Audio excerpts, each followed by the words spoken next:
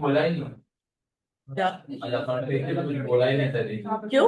पता नहीं शांत है। नहीं शायद तू शांत है, मैंने सुना।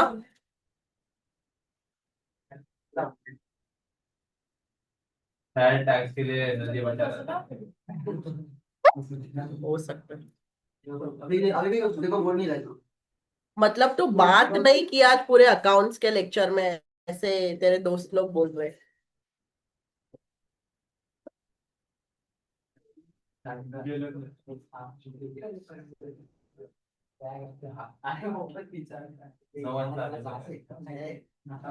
करी बोलता है, करी बात बोलता है।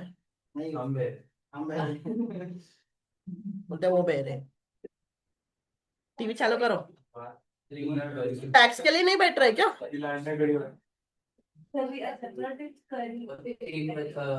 एक 130 130 को निकल जाएगा। जा जा, निकल इधर से। आप तनिया तनिया करके अभी निकल इधर से बोल रहे हो। 5 मिनट्स में जाऊंगा। 5 मिनट खाली करेगा। बिल पड़ेगा। इको ऑटो हुआ तेरा, निकल तो अभी निकल जा।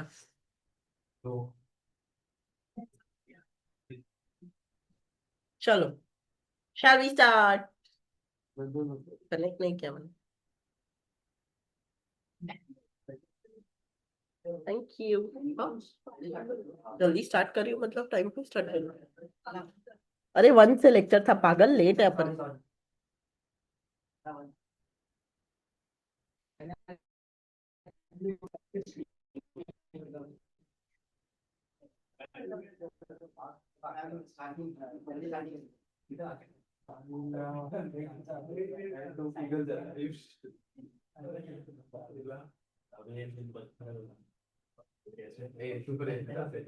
चलो, अब ना ये पार्ट बचा था ना अभी।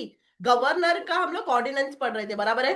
गवर्नर, ऑर्डिनेंस मेकिंग पावर, वही पढ़ रहे थे ना लास्ट में, बराबर है। तो यहाँ पे ना सिर्फ इतना ही लिखो, ये कट करो, ये दोनों पॉइंट यहाँ पे करना cut. But the governor cannot promulgate, promulgate मतलब मेक, ऑर्डिनेंस हमेशा प्रोमलगेट बोला जाता है। क्या बोला जाता है? प्रोमलगेट। तो governor cannot promulgate any ordinance without instruction from the president if a bill containing same provision would under this constitution have required the previous section नहीं sanction,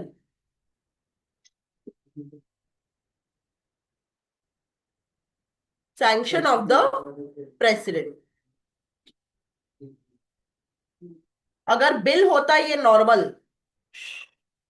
ध्यान, अगर ये नॉर्मल बिल होता तो किसका सैंक्शन लगता? प्रेसिडेंट का। तो गवर्नर भी ऑर्डिनेंस बिना प्रेसिडेंट के एसेंट के, कंसेंट के नहीं बना सकता। Do you understand that part? ठीक है, ओके। ये पॉइंट और ये पॉइंट करने की जरूरत नहीं है,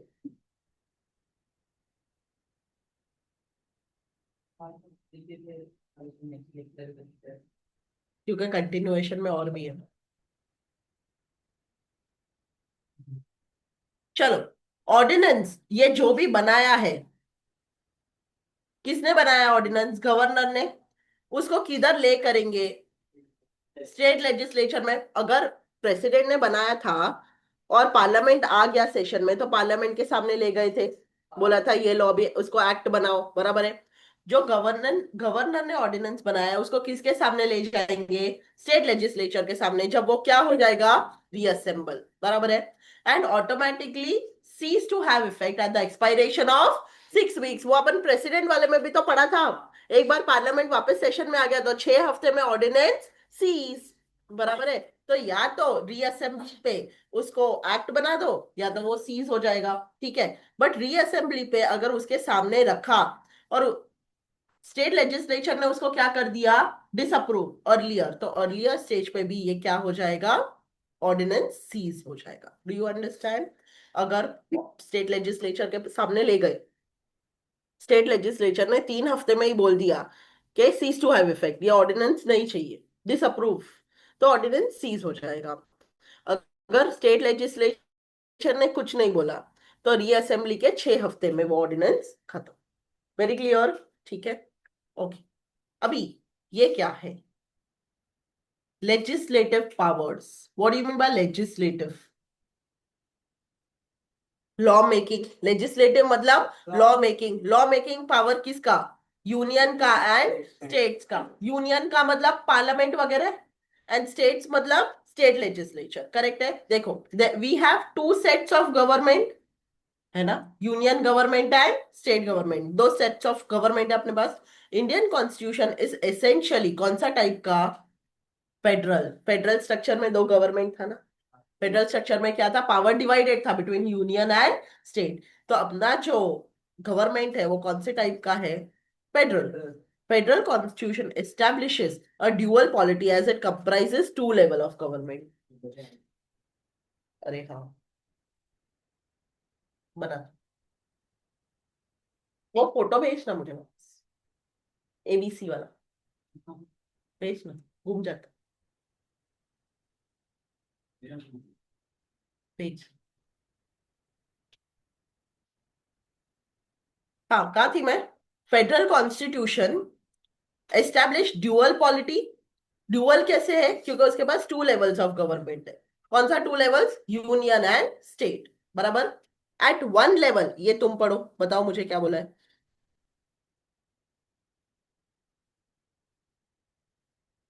बाय। एट 1 लेवल, ये पढ़ो, बताओ मुझे क्या बोला है।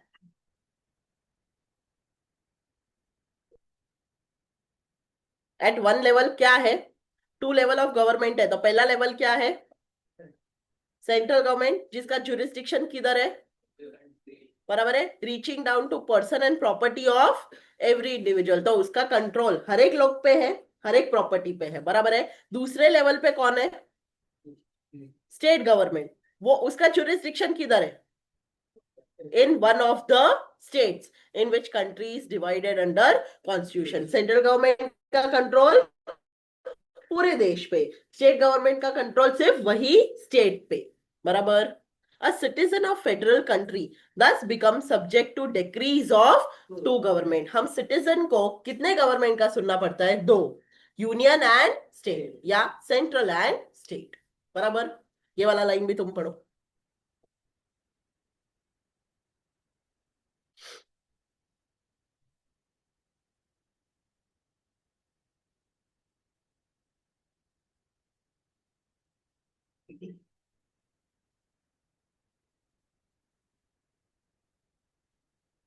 बराबर। क्या बोला है? Union of India is now composed of 29 states, and both union and states, उनको अथॉरिटी, उनको पावर कहां से मिलता है? कॉन्स्टिट्यूशन से। उनका पावर लेजिस्लेटिव है, एग्जीक्यूटिव है एंड फाइनेंशियल, बराबर। The result is that states are not delegates of the union, and though there are agencies and devices for union control over state, in many matters states are autonomous within their own spheres as allotted to them by constitution। Mark करती हूँ।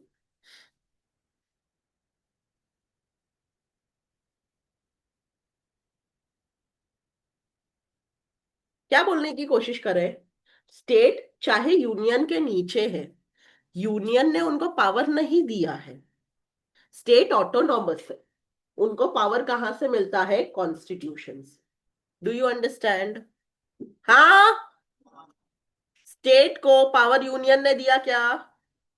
Delegate मतलब given. Union ने दिया क्या power? नहीं। State अपने हिसाब से चलता है, उसको पावर कौन देता है? कॉन्स्टिट्यूशन। Do you understand? समझा क्या? Next, territorial distribution. Union legislature, that is parliament, has power to make, किसके लिए बनाता है? Whole of the territory of या part thereof. State legislature के पास भी लॉ मेकिंग पावर है, किसके लिए बनाता है? Whole or part of territory of respective states. तो स्टेट लेजिस्लेचर लॉ बनाता है सिर्फ स्टेट के लिए, और पार्लियामेंट लॉ बनाता है पूरे इंडिया के लिए, बराबर। दस, while laws of union can be enforced throughout the territory of India, law of states cannot be operative beyond the territorial limits of that state। तो स्टेट लेजिस्लेचर ने जो बनाया है वो किधर ऑपरेट होगा? सिर्फ वो टेरिटोरियल स्टेट में। और जो पार्लियामेंट ने बनाया वो कहाँ एप्लीकेबल होगा? पूरे टेरिटरी ऑफ इंडिया में। समझ में आ रहा है? पार्लियामेंट, पॉइंट नंबर 1 तुम लोग पढ़ोगे।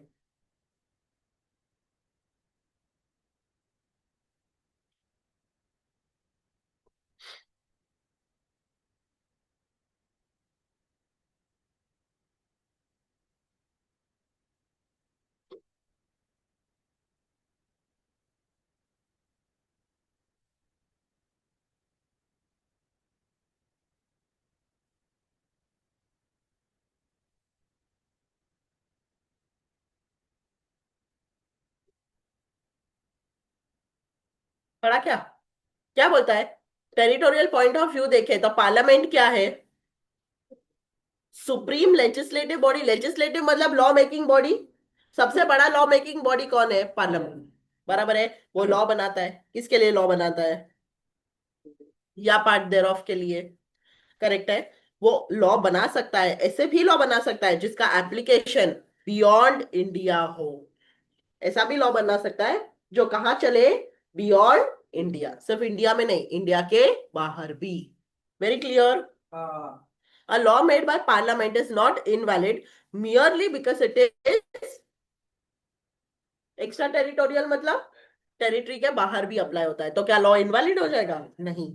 Article 246 sub article 4 provides parliament can make a law for a union and also for any state with respect to any matter even if it is one which is enumerated in state list। बोलने की कोशिश क्या कर रहे हैं? Article 246 में parliament को power दिया गया है कि पार्लियामेंट पूरे यूनियन के लिए तो लॉ बना ही सकता है, पूरे इंडिया के लिए, स्टेट के लिए भी लॉ बना सकता है। वो भी मैटर में बना सकता है जो स्टेट लिस्ट में दिया हुआ है। समझा क्या?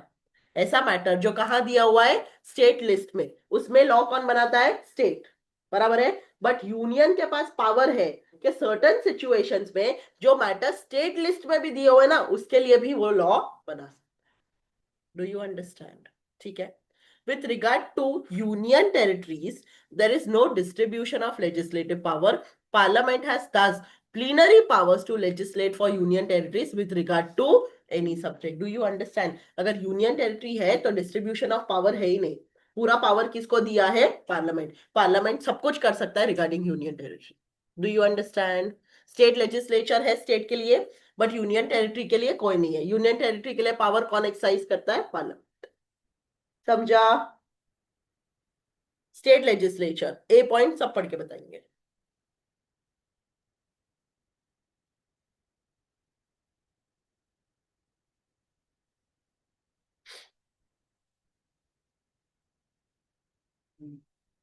पढ़ा? क्या बोला है? स्टेट लेजिस्लेचर किसके लिए लॉ बनाता है? स्टेट के लिए। बराबर है? But beyond territory of state भी फॉल हो सकता है क्या वो? हाँ। But such law can be valid only on the basis of territorial nexus. Territorial nexus मतलब टेरिटोरियल कनेक्शन है। That is, if there is sufficient nexus or connection between the state and the subject matter of the law which falls beyond the territory of state। state और law में कोई तो connection होना चाहिए तो ही beyond the state fall होता है, वरना नहीं। The sufficiency of nexus to be seen on basis of test laid down by a Supreme Court। nexus है या नहीं, ये सुप्रीम कोर्ट ने एक केस में बताया था, स्टेट ऑफ बॉम्बे वर्सेस आरएमडीसी। उसमें क्या बोला था? दो चीजें जरा चेक करके बताओ। नेक्सस कनेक्शन कैसा होना चाहिए? रियल होना चाहिए, नॉट इल्यूशरी। इल्यूशरी मतलब इमेजिनेशन वाला। एंड जो liability sought to be imposed है by that law must be pertinent to that connection. जो लायबिलिटी डाला है वो कनेक्शन से जुड़ा हुआ होना चाहिए। Got the point?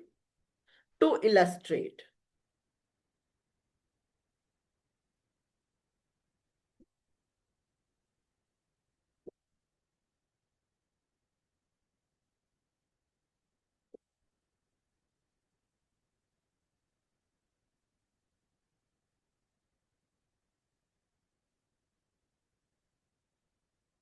ये पढ़ो जरा केस, क्या बोला है, ध्यान से पढ़ना।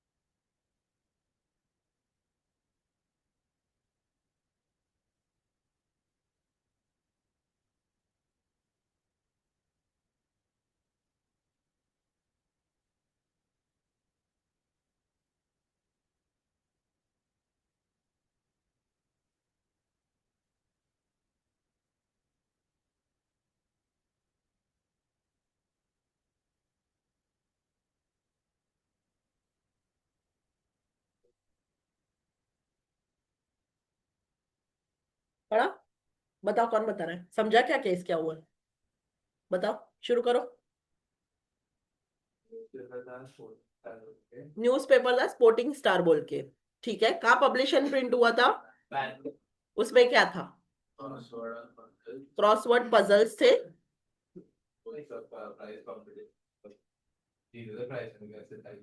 हाँ, उसका महाराष्ट्र में सर्कुलेशन बहुत ज्यादा था। किसका? वो पेपर का। न्यूज़पेपर का महाराष्ट्र में बहुत ज्यादा सर्कुलेशन था। पब्लिश कहाँ हो रहा था? सर्कुलेट कहाँ हो रहा था ज्यादा? ग्रेट, आगे।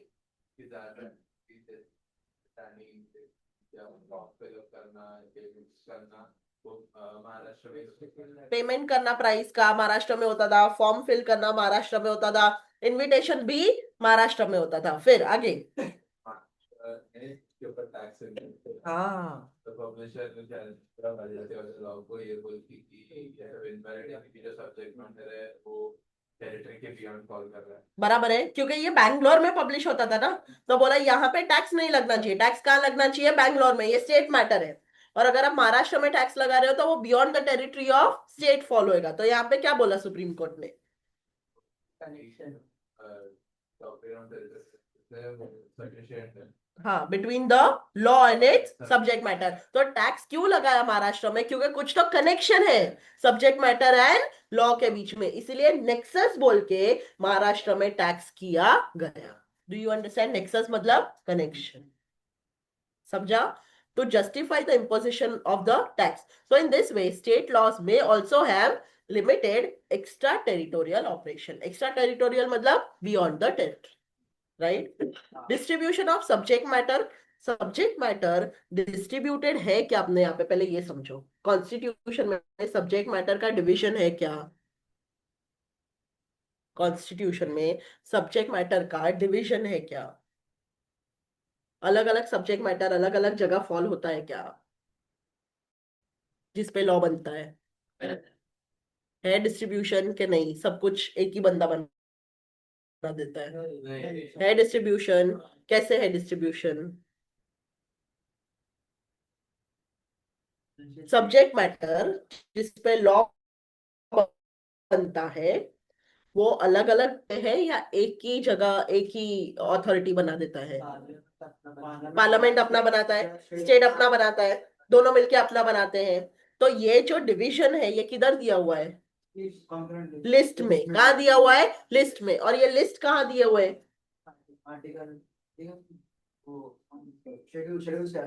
शेड्यूल 7 में दिए हुए हैं। तो शेड्यूल 7 में 3 लिस्ट दिए हुए हैं, list 1, list 2, list 3। List 1 is union list, list 2 is state list, list 3 is concurrent list. Union list में जो भी मैटर्स है उस पे कानून कौन बनाता है? पार्लियामेंट। स्टेट लिस्ट में जो भी मैटर्स है उस पे कानून कौन बनाता है? State legislature. और कॉन्करेंट में जो भी मैटर है उस पे लॉ कौन बनाता है? दोनों मिलके। बट अगर स्टेट के ऊपर पार्लियामेंट ने लॉ बना दिया तो स्टेट का लॉ नहीं चलेगा। बराबर है? ये डिवीजन है कि नहीं है? है ना? तो यही बोला है distribution of subject matter. Subject matter मतलब हर एक आइटम अलग अलग लिस्ट में दिया हुआ है। बराबर है? अभी ये जो गवर्नमेंट ऑफ इंडिया एक्ट है 1935, उसने फॉलो किया कौन सा पैटर्न?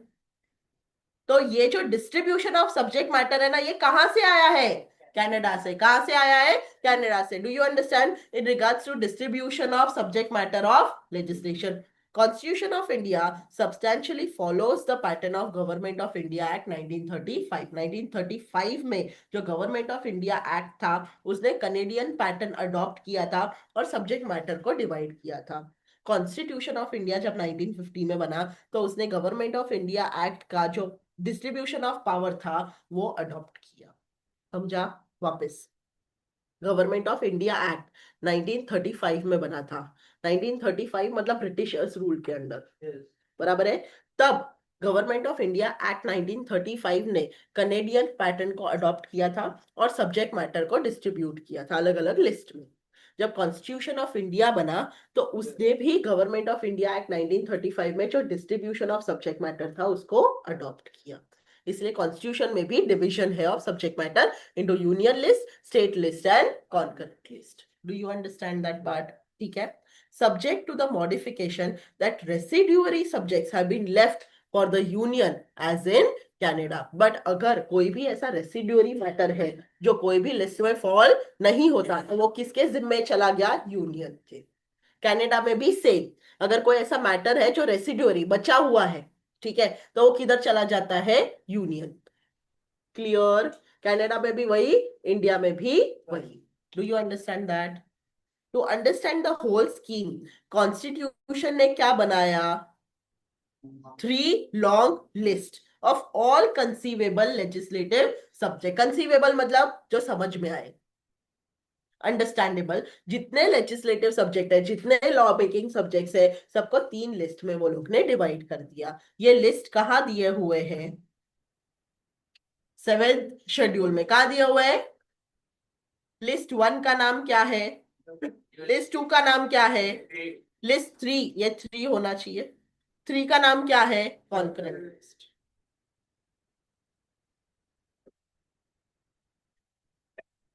अब जो मार्क करे, पढ़ना पूरा ही है बट इसमें समझ जाएगा तुमको।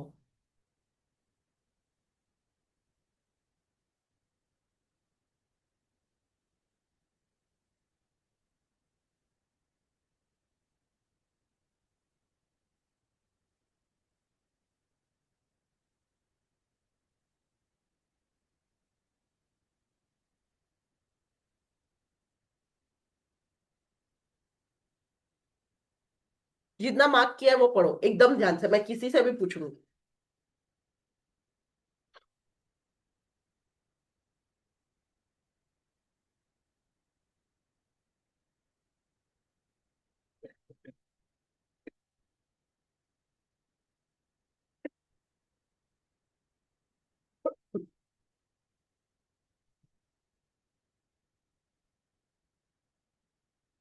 डन? इजी है? हाँ, शुरू कर, क्या बोला है? पहले जो नेशनल इंटरेस्ट और इम्पोर्टेंस के लिए वो यूनियन लिस्ट में डाला। नेशनल इंपॉर्टेंस वाले मैटर्स कहाँ डाल दिया है? Union list. फिर स्टेट में, फिर अपना लोकल या फिर रीजनल इंटरेस्ट होगा, रीजनल इंटरेस्ट रहेगा तो स्टेट लिस्ट में डाल दिया। फिर और फिर जो लोकल इंटरेस्ट है ये यूनिफॉर्मिटी चाहिए, हाँ, मतलब नेशनल लेवल पे बराबर है। कॉन्ट्रैक्ट। समझा क्या? जो रीजनल इंटरेस्ट है वो स्टेट लिस्ट में चला गया, नेशनल इंपॉर्टेंस वाले यूनियन लिस्ट में चले गए। अभी लोकल इंटरेस्ट ही है बट फिर भी एक यूनिफॉर्मिटी चाहिए, तो वो कहाँ डाल दिया? कॉन्करेंट में डाल दिया। समझा क्या?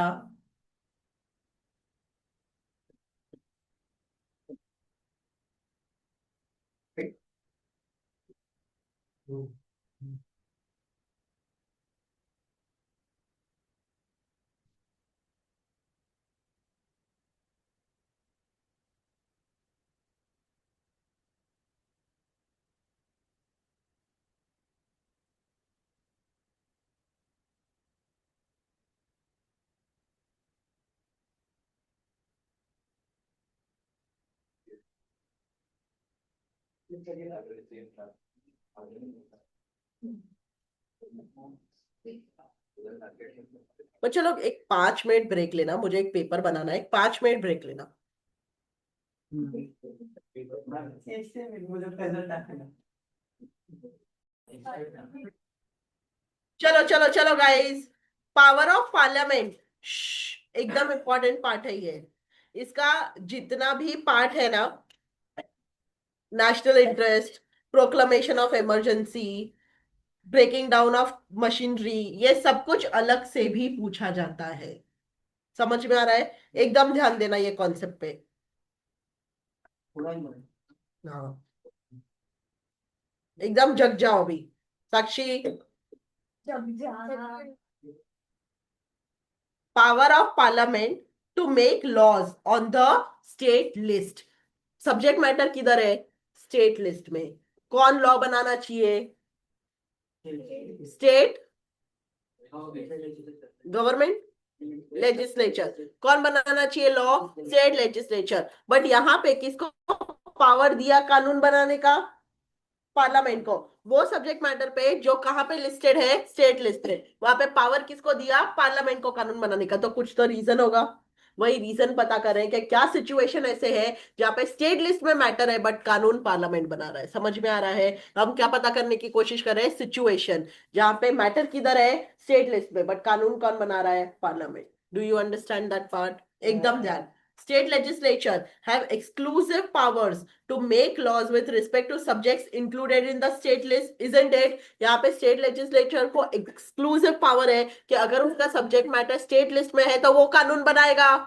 उसके पास exclusive power है. किसके पास? स्टेट लेजिस्लेचर के पास. किसके पास? स्टेट लेजिस्लेचर के पास. बराबर है. पार्लियामेंट के पास पावर नहीं है to encroach upon them. Encroach मतलब जगह ले लेना, take over, acquire.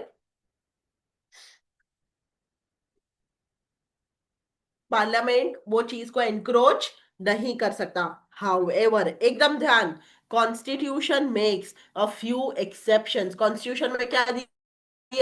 few exceptions to this general rule by authorizing parliament to make law even on subject enumerated on state list. Constitution में कुछ एक्सेप्शंस दिए जहां पे मैटर चाहे स्टेट लिस्ट में भी है बट फिर भी उस पे कानून कौन बना सकता है? Parliament. Following are the exceptions which the constitution so recognizes. पहला क्या है? National interest. क्या है? National interest. नेशनल इंटरेस्ट मतलब पूरे कंट्री का इंटरेस्ट है. ध्यान ध्यान ध्यान. Parliament can make law with respect to matter enumerated in state list. Matter किधर है? State list. लॉ कौन बना रहा है? Parliament. If the council of states declares by resolution supported by 2/3 of its member present and voting that it is necessary or expedient in national interest that parliament should make law on that matter. अगर कौन बोलता है parliament को जाके कि भाई इस पे लॉ बना दो तो वो लॉ बनाएगा. कौन बोलता है? Council of states. कौन बोलता है? Council of state. कितने मेंबर्स प्रेजेंट एंड वोटिंग होने चाहिए? 2/3. 2/3 लोग वोट करके बोल रहे हैं पार्लियामेंट को कि भाई ये नेशनल इंटरेस्ट वाला मैटर है, हम इस पे कानून नहीं बना रहे, तुम बना दो. तो कौन बनाएगा? पार्लियामेंट. Do you understand? वापस एक बार पढ़ो.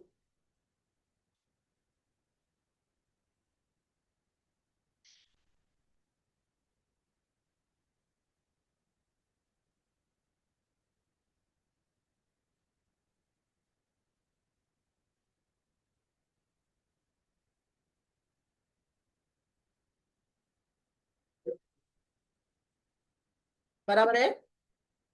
यह डिक्लेरेशन के साथ पार्लियामेंट को क्या मिल जाता है? Authority to legislate. लेजिस्लेट मतलब make law on the matter for whole or part of the country so long as the resolution of council of state remains in force. तो कानून कब बना सकता है पार्लियामेंट?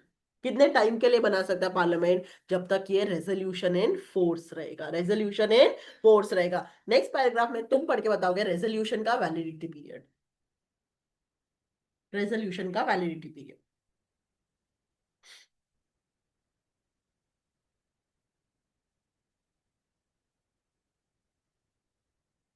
एकदम ध्यान से, एकदम ध्यान से.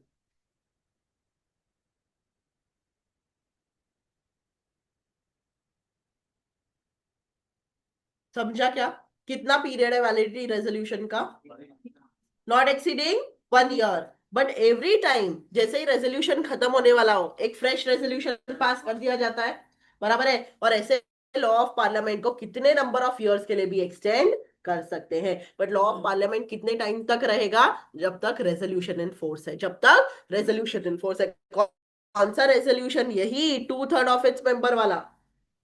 बराबर. रेजोल्यूशन जब तक इन फोर्स है तब तक पार्लियामेंट का लॉ चलेगा. 1 साल का रेजोल्यूशन का वैलिडिटी होता है. बट 1 साल एक्सपायर होने से पहले एक्सटेंशन हो सकता है रेजोल्यूशन का. फ्रेश रेजोल्यूशन पास हो सकता है. एंड जब तक रेजोल्यूशन है एनी नंबर ऑफ ईयर्स तक लॉ ऑफ पार्लियामेंट जिंदा रह सकता है. Do you understand? The laws passed by parliament under provision cease to have effect. जो लॉ ऑफ पार्लियामेंट है वो सीज हो जाएगा. वो सीज हो जाएगा कभी?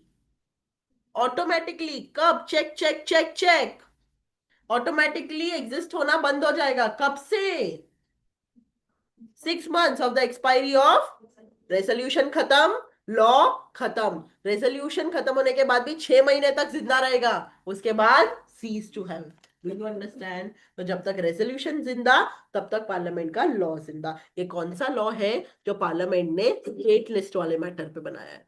कौन सा लॉ है जो पार्लियामेंट ने किस पे बनाया है? स्टेट लिस्ट वाले मैटर पे। कब बना सकता है? नेशनल इंटरेस्ट में, जब 2/3 ऑफ मेंबर्स क्या दे? Permission. Clear?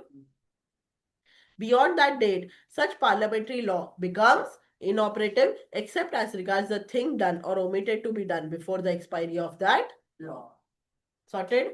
During a proclamation of emergency. What do you mean by proclamation? Proclamation is declaration. Proclamation मतलब declaration.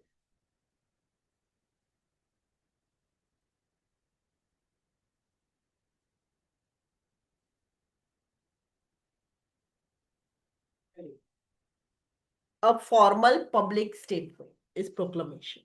Declaration चले.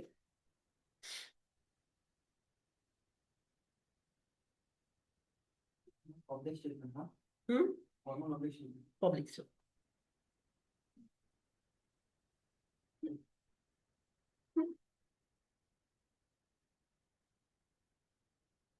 ठीक। अब पहला पैराग्राफ बाद में पढ़ेंगे, पहले ये लाइन पढ़ेंगे।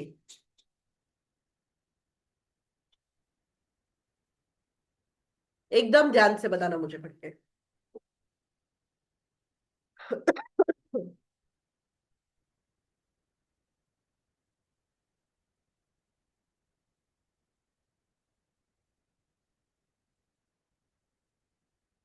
समझा क्या? एकदम इजी है ना? इमरजेंसी का एग्जाम्पल वॉर। कोरोना में भी हुआ था इमरजेंसी डिक्लेयर, बराबर है? वॉर, तो वॉर है तो प्रोक्लेमेशन ऑफ इमरजेंसी होता है, डिक्लेरेशन ऑफ इमरजेंसी होता है। इन दैट सिचुएशन इमरजेंसी है ना, तो पूरा पावर यूनियन के पास चला जाता है। पूरा पावर किसके पास चला जाता है? यूनियन। तो जो भी मैटर स्टेट लिस्ट में एन्यूमरेटेड है ना, उस पर भी कानून बनाने का पावर किसके पास चला जाता है? यूनियन के पास चला जाता है। Do you understand that? क्या बोला है यहाँ पे? ड्यूरिंग इमरजेंसी पार्लियामेंट के पास पावर होगा to make laws for whole or any part of territory in India with respect to all the matters in the state list. बैठा? These laws will cease to have effect. ये law कब तक चलेंगे? ये law कब तक चलेंगे? 6 महीने तक। 6 महीना कहां से?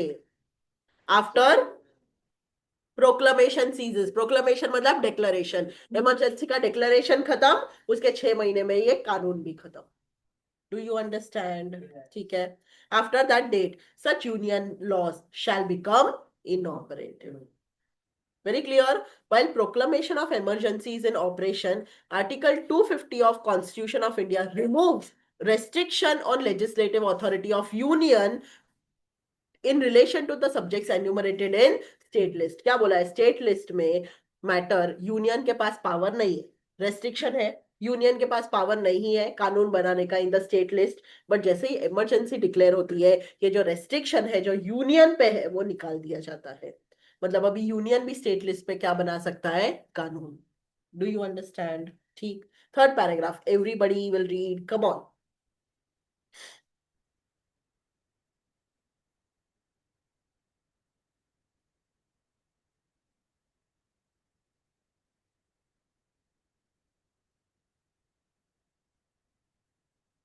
समझा क्या? हमेशा वॉर हो ही ऐसा जरूरी नहीं है। प्रेसिडेंट को लगता भी है कि डेंजर का वॉर है, तो भी वो डिक्लेरेशन कर सकता है। Do you understand? और हम लोग ने पढ़ा था मिलिट्री पावर ऑफ प्रेसिडेंट के, सिर्फ प्रेसिडेंट डिक्लेयर कर सकता है वॉर और कोई नहीं। बराबर?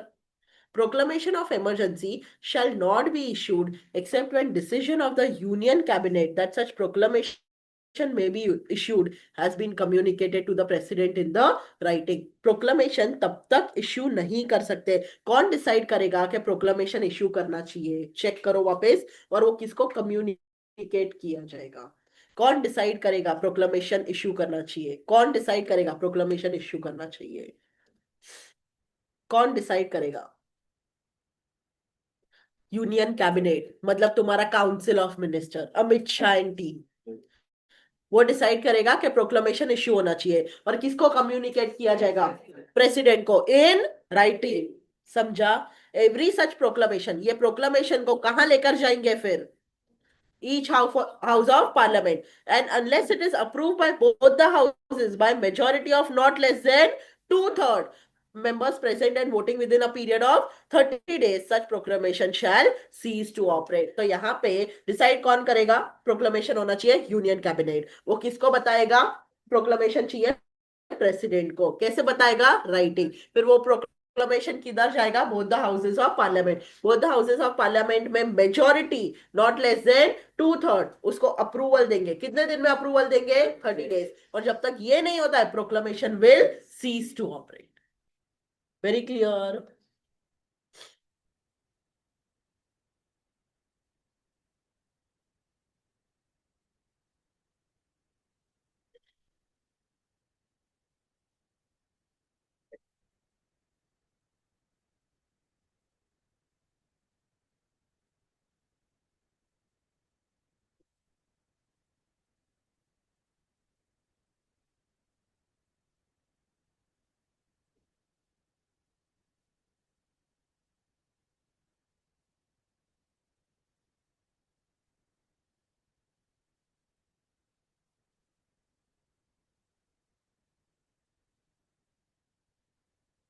इतना ही लिखो इसमें।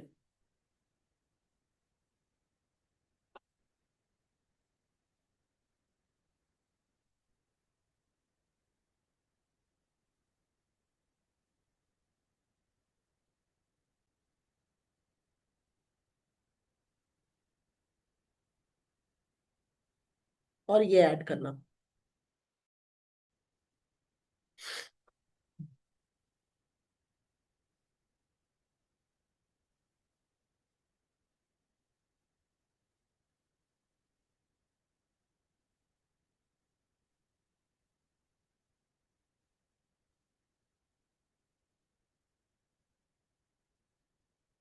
ये पढ़ने की कोशिश करो पहले, क्या बोला है।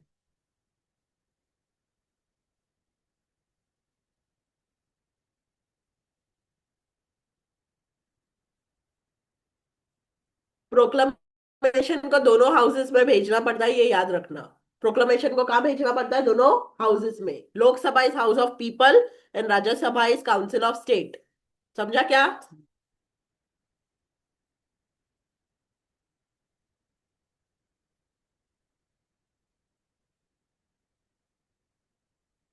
ऊपर भी लिख दो, चाहिए तो याद नहीं रहेगा तो। ये बोला ना काउंसिल ऑफ स्टेट्स, मतलब क्या? राज्यसभा।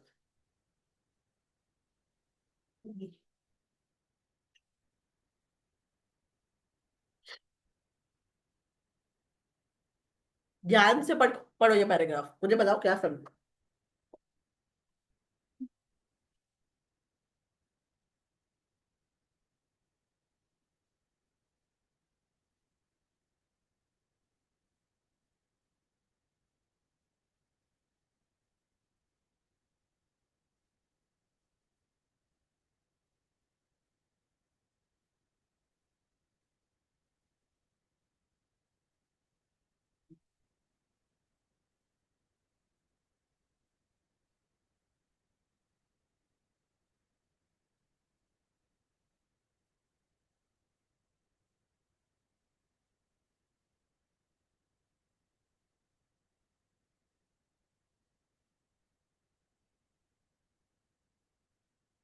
पढ़ा?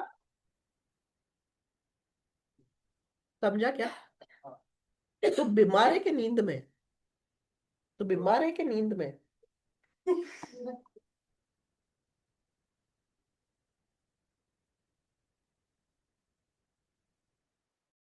आज सुबह कितने बजे उठे हो तुम लोग? 7:30 7:30 2 बजे से 6 बजे। Good job. अब केटी नहीं आएगी देखो। मैम ये 9 बजे उठी है।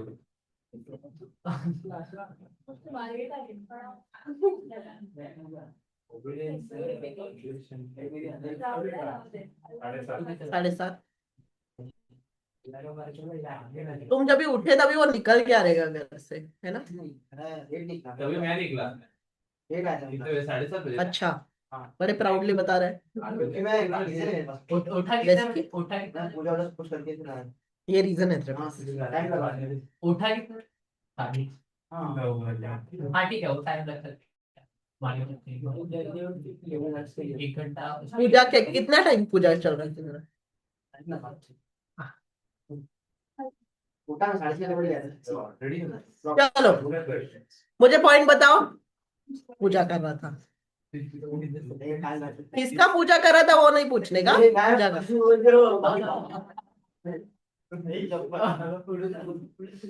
अरे पानी चलो चलो बात करते हैं पॉइंट नंबर 5 पे। बोलो, आर्यन को समझा था पॉइंट। मेरी हर चीज रिकॉर्ड होती है। तो प्रोक्लेमेशन ये बात कर रहे थे। अगर ऐसा कोई प्रोक्लेमेशन है जो इश्यू हुआ है उस टाइम पे जब लोकसभा डिसॉल्व हो चुकी है, और अगर रेजोल्यूशन है जो प्रोक्लेमेशन को ये कर रहा है, अप्रूव कर रहा है, कौन? लोकसभा दोनों हाउसेस में लेके जाते हैं ना, बट लोकसभा है ही नहीं तो कौन अप्रूव कर रहा है? राज्यसभा। राज्यसभा ने अप्रूव कर दिया है, बराबर है, तो प्रोक्लेमेशन कब तक चलेगा? जब तक 30 days फ्रॉम द डेट जब हाउस ऑफ लोकसभा रिकॉन्स्टिट्यूट होकर अपना पहला मीटिंग में देते थे। है रिकॉन्स्टिट्यूट होने के बाद हाँ, वही होगा। रिकॉन्स्टिट्यूट होता है, फर्स्ट सिट्स आफ्टर रिकॉन्स्टिट्यूशन, उसके 30 डेज में सीज हो जाएगा। अनलेस वो 30 डेज में हाउस ऑफ पीपल ने भी अप्रूव कर दिया तो कंटिन्यू, वरना सीज। तो उधर अनलेस लिखा है ना, ऐसा क्या करता है? हाँ, तो क्या हुआ है, प्रोक्लमेशन इशू हुआ है, हाउस ऑफ पीपल भी जाना पड़ता है, काउंसिल ऑफ स्टेट्स भी जाना पड़ता है, हाउस ऑफ पीपल डिसॉल्व है, मतलब है ही नहीं मीटिंग में, तो कौन बचा? सिर्फ राज्यसभा। राज्यसभा प्रोक्लमेशन लेकर गए, राज्यसभा ने कर दिया अप्रूव, ठीक है, तो वो प्रोक्लमेशन एग्जिस्ट करने लगेगा, ठीक है। और कब तक एग्जिस्ट करेगा? जब तक हाउस ऑफ पीपल रिकॉन्स्टिट्यूट नहीं होता। द मोमेंट वो रिकॉन्स्टिट्यूट हो गया, 30 डेज में proclamation will cease to have effect, unless 30 days में अगर हाउस ऑफ पीपल ने भी अप्रूव कर दिया तो कंटिन्यू, वरना सीज। समझा? पक्का? ये सब इंपॉर्टेंट है। हाँ?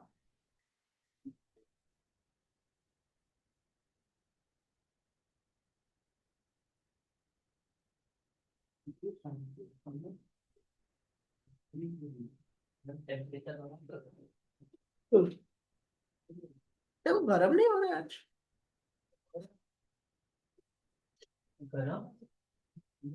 हाँ मेरे को गर्म हो रहा है। और हाँ इसलिए गर्म हो रहा है शायद।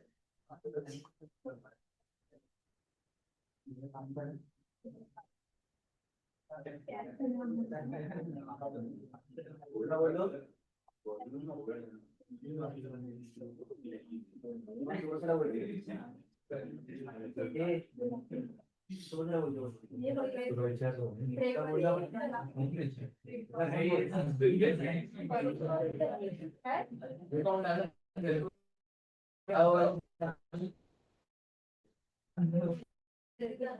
ब्रेक मैंने यही क्या था उल्टी पे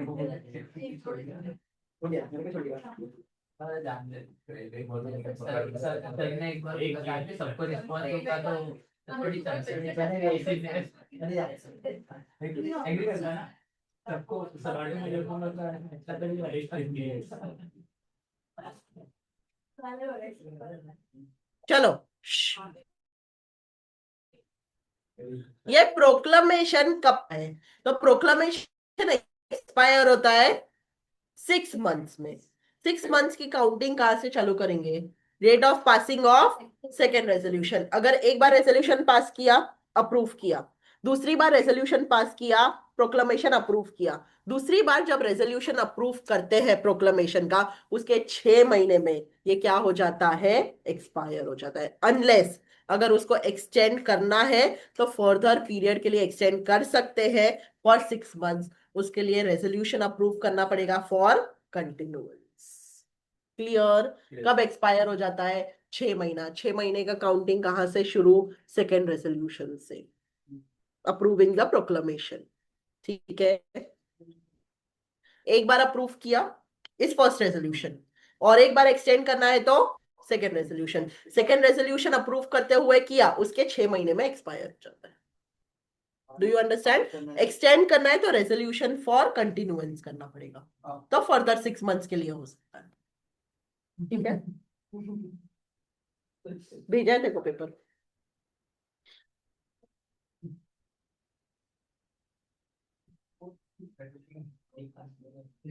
चलो, वेरी इंपॉर्टेंट,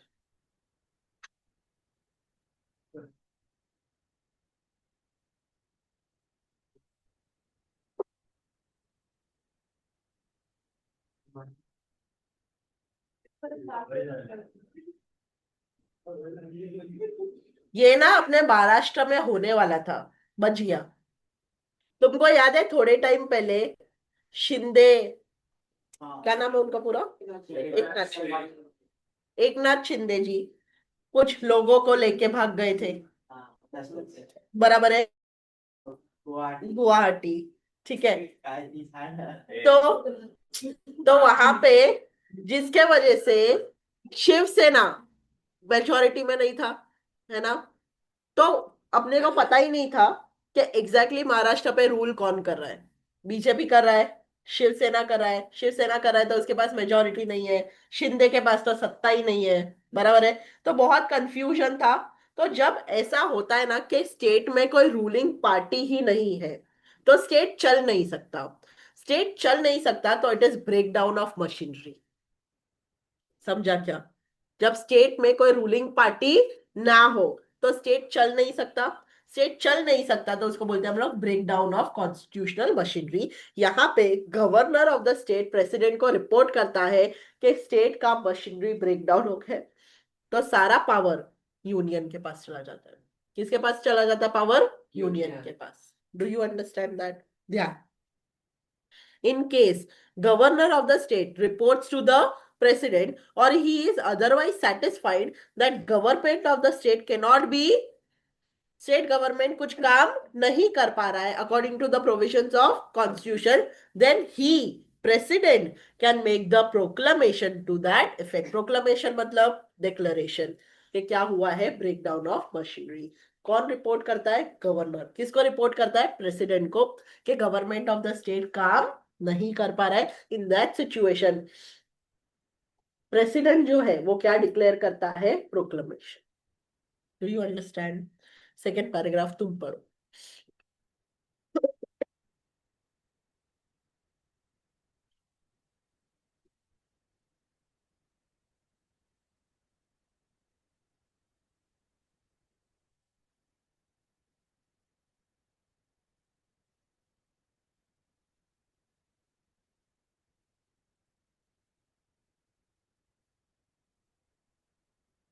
समझा? सेकेंड पैराग्राफ क्या बोला है? ये प्रोक्लेमेशन आते ही सारे functions of the government of the state किसके पास चले जाएंगे? नहीं, सारे गवर्नमेंट ऑफ द स्टेट के फंक्शंस किसके पास चले जाएंगे? नहीं, he can assume to himself, मतलब क्या? प्रेसिडेंट वो खुद के पास सारे पावर्स ले लेता है। किसके powers? Government of the state के, बराबर है। एंड सारे powers vested in exercisable by governor और बॉडी और authority in the state, and declare that powers of legislature shall vest in the parliament. Legislature के पावर कौन एक्सरसाइज करेगा? Parliament. और गवर्नमेंट के सारे पावर्स किसके पास चले जाएंगे? प्रेसिडेंट। समझा? सारे powers of the government of the state will go to president, और जो लेजिस्लेचर के पावर है वो किसके पास चले जाएंगे? Parliament. Very clear? Parliament can make laws with respect to all the state matters, बराबर है। पार्लियामेंट लॉज बना सकता है इन दैट सिचुएशन में सारे state matters as regard the particular state in which there is break down of constitution machinery. समझा? तुम लोग आज इतने शांत क्यों हो? क्या प्रॉब्लम है? नहीं, मुझे वो रेस्पॉन्स ही नहीं मिल रहा है, तो मुझे समझ में ही नहीं आ रहा है तुमको पता चल रहा है क्या पढ़ रहे हैं हम, क्या नहीं पता चल रहा है। तो मुझे रेस्पॉन्स चाहिए। थोड़ा चाव चाव मैं बर्दाश्त कर सकती हूँ।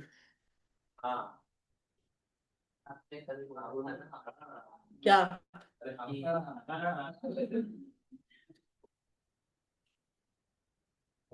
चलो फर्दर तुम पढ़ो। That the legislature of the state should be hmm suspended or dissolved before it will have brought under the president's rule, but practically it is to happen. क्या बोलने की कोशिश कर रहे हैं? Necessary नहीं है कि वो सस्पेंड हुआ होगा। हाँ, लेजिस्लेचर, स्टेट लेजिस्लेचर के लोगों को छोड़ के जाने की जरूरत, प्रेसिडेंट रूल आया है, सब कुछ प्रेसिडेंट के पास चला गया है, इसका मतलब ये नहीं स्टेट लेजिस्लेचर अपनी अपनी जगह छोड़ के चला जाएगा, वो वही रहेगा। बट प्रैक्टिकली देखे तो उनका कोई रोल है नहीं, क्योंकि सारे डिसीजन कौन लेगा? President and parliament. तो एज इट इज उन्होंने छोड़ ही दिया है, बट एक्चुअली छोड़ के जाने की जरूरत नहीं है। Do you understand?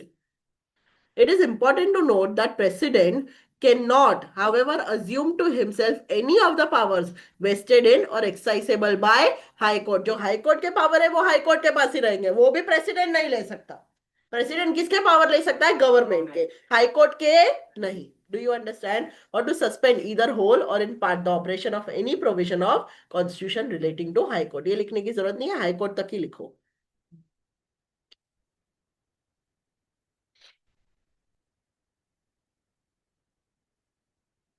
ठीक, अभी यहाँ पे इतना लाइन लिखना, ये कट करना, और ये मुझे 6 पॉइंट पढ़ के बताना क्या बोला है।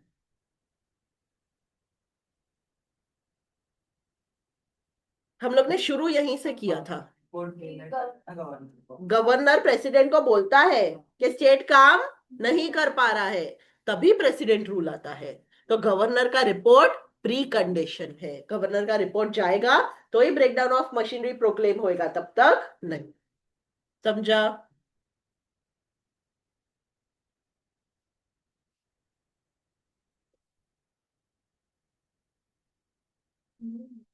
ओके, अब ये समझाओ, पूरा समझाओ।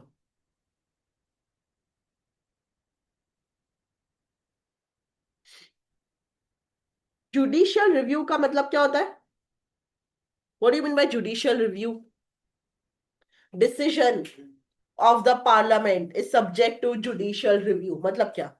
जो भी डिसीजन लेना पहले हो जाएगा, पहले कोर्ट नहीं जाएगा, बट कोर्ट उसको चेक कर सकता है। चेक करेगा। समझ में आ रहा है? उसको क्या बोलते हैं? Judicial review. तो पार्लियामेंट अगर कोई कानून बनाता है, वो हो सकता है गलत है, तो कोर्ट हमेशा उस पर क्या रखता है? नजर। वो बोलता है तुम कुछ भी बना लो, हम क्या करेंगे? उसको जुडिशियल रिव्यू, हम चेक करेंगे, फिर सही लगा तो रहेगा, वरना नहीं। हम लोग ने कल पढ़ा भी था ना, वो आर्टिकल 13 में वगैरह ऐड किया था, बोला था कि सुप्रीम कोर्ट नहीं जाएगा, और सुप्रीम कोर्ट ने बोला था चल इधर से।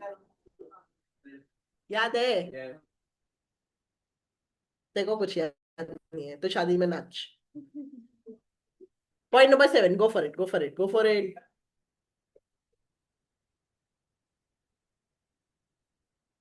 एक्सट्रेनियस ग्राउंड मतलब? एक्सट्रानियस मतलब immaterial, irrelevant.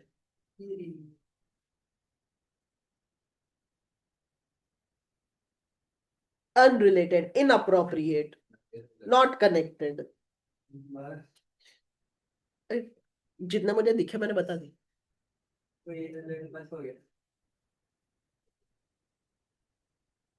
Come on come on come on, एकदम इजी पॉइंट है। 7th वाला ही पूछ रही हूँ, बोलो ना। या प्रेसिडेंट का एक्शन कौन सा फंक्शन है? तो उसको क्या हो सकता है? जुडिशियल रिव्यू हो सकता है, कोर्ट उसको चेक कर सकता है। कौन सा कोर्ट चेक करेगा? सुप्रीम कोर्ट या हाई कोर्ट। और अगर उसको लगता है कि ये प्रोक्लेमेशन मैलिफाइड है, मैलिफाइड मतलब बैड इंटेंशन वाला, बैड फेथ वाला, इररिलेवेंट है, एक्सट्रानियस है, तो प्रोक्लेमेशन को क्या कर देगा? Write down, cancel. बराबर? 8th वाला भी करो।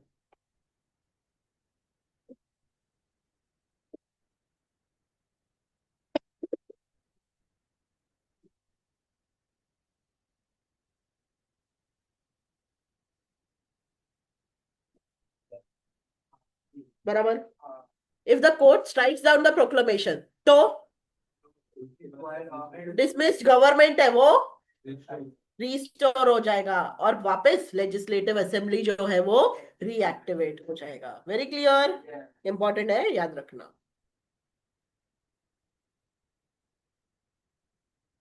ठीक है।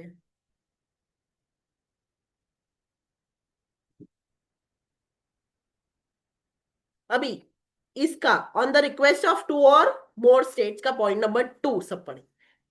पॉइंट नंबर 2,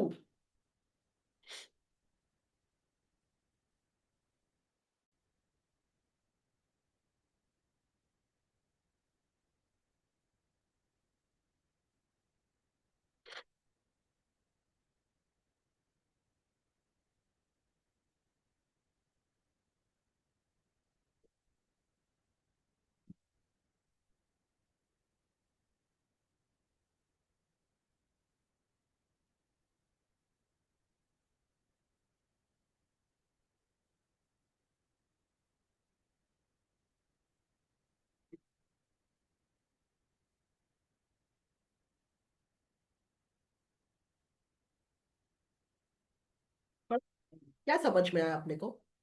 दो या दो से ज्यादा स्टेट है, 2 या 2 से ज्यादा स्टेट ऐसी इच्छा है कि इच्छा है। कॉमन लॉ बने और वो सब वेरी गुड। स्टेट लिस्ट में कोई तो मैटर है, आइटम है, उसमें क्या बने? कॉमन लेजिस्लेशन, एक कॉमन लॉ बने, बराबर है, ऐसी उनकी इच्छा है। तो स्टेट क्या कर सकता है? पार्लियामेंट को कैसा लॉ बनाओ ना पर्टिकुलर सब्जेक्ट। और ये रिक्वेस्ट कैसे हो सकता है? बाय पासिंग अ इन, और अगर ये फॉर्म में रिक्वेस्ट किया है तो पार्लियामेंट लॉ बना सकता है। अब उसके लिए पॉइंट नंबर 1 पे आओ। अगर वन और मोर स्टेट, 2 और मोर स्टेट्स चाहते हैं, रिक्वेस्ट कर सकते, करना चाहते हैं, तो उनके बीच में क्या होना चाहिए? अग्रीमेंट होना चाहिए कि स्पेसिफाइड सब्जेक्ट पे पार्लियामेंट क्या बनाए? Law for them. Very clear, समझा?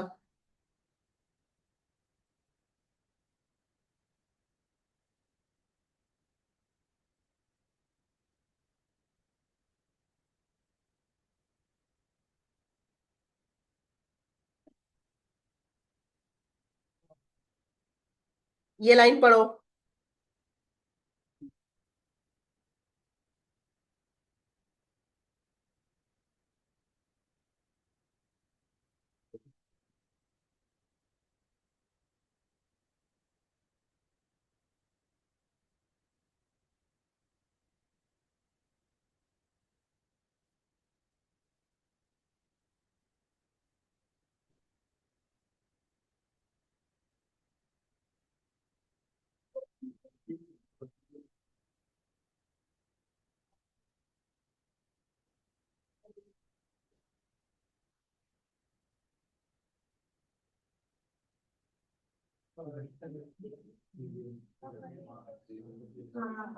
श्श्श, पढ़ने बोला था।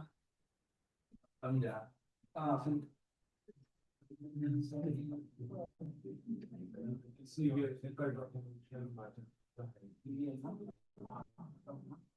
क्या? curtail is restricted, reduced। क्या? हाँ।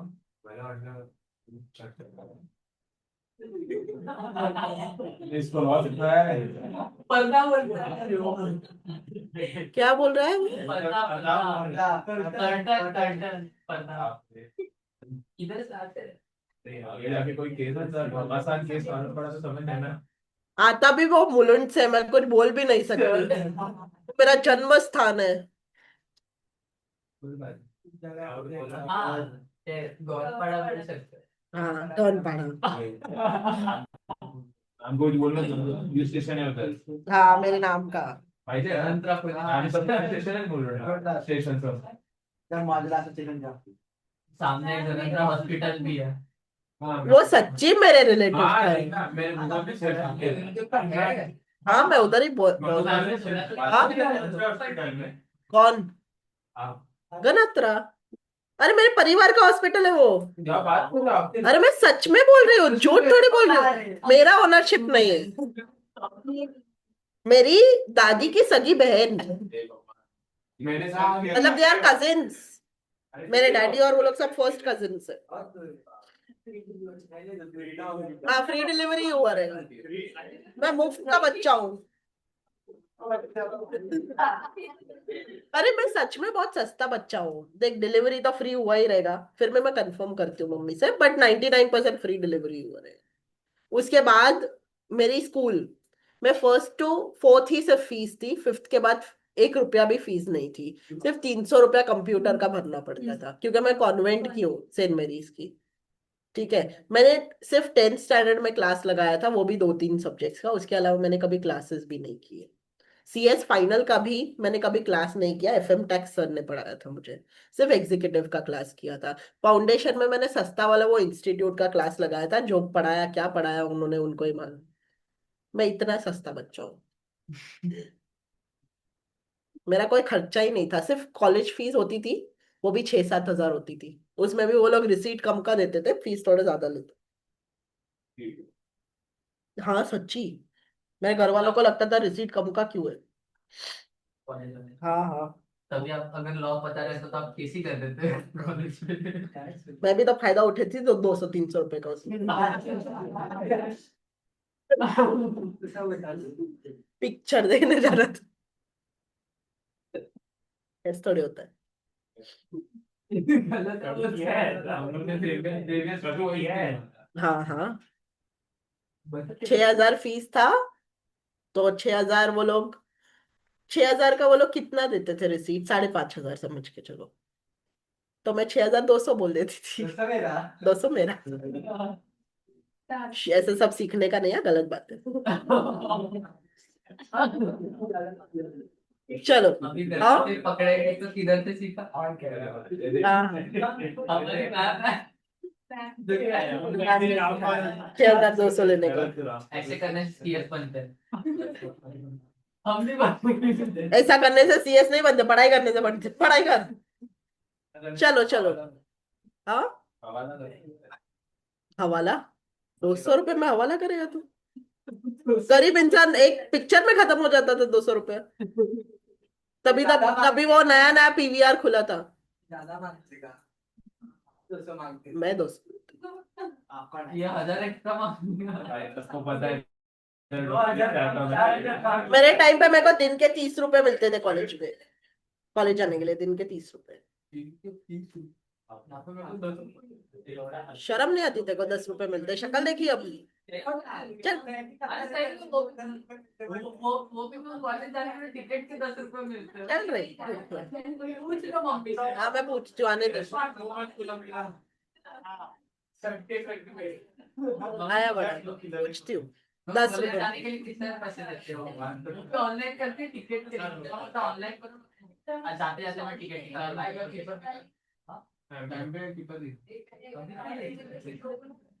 अरे वो तो मैंने कॉलेज में बोला, क्लासेस के लिए खाने के लिए अलग नहीं। अभी बोलो नहीं कैसा है वो भी मेरे को 20 रुपए चलो, इफ एनी ऑफ द, हाँ ये ऊपर वाला पॉइंट अपन डिस्कस नहीं किया, क्या बोला? एक बार लॉ बन गया तो दूसरे स्टेट्स भी उसको अडॉप्ट कर सकते हैं, उनको भी रेजोल्यूशन पास करना होगा, बराबर है। और एक बार ऐसा लॉ बन गया, फिर स्टेट लेजिस्लेचर का पावर उस पर रेस्ट्रिक्ट हो जाता है, कुछ भी करना है, अमेंड, मॉडिफाई, रिपील, ये कौन करता है? Parliament. Very clear. If any of the consenting states makes law on that subject, then its law will be invalid to the extent to which it is inconsistent with the law of parliament. कैसा है? 2-4 states ने मिलके बोला भाई law of parliament चाहिए, तो law of parliament बनाया गया।